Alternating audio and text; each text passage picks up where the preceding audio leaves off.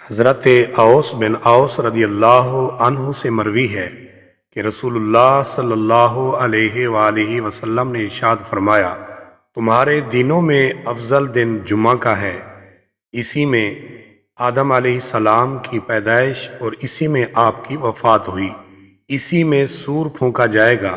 اسی میں دل دہلا دینے والی آواز بلند ہوگی جس سے ہر ذی روح مر جائے گا۔ جمعہ کے دن مجھ پر بہت زیادہ درود و سلام پڑھا کرو، بے شک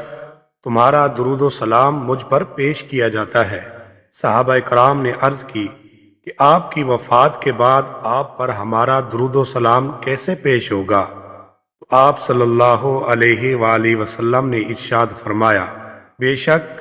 اللہ پاک نے زمین پر انبیاء کے جسم حرام کر دیے ہیں،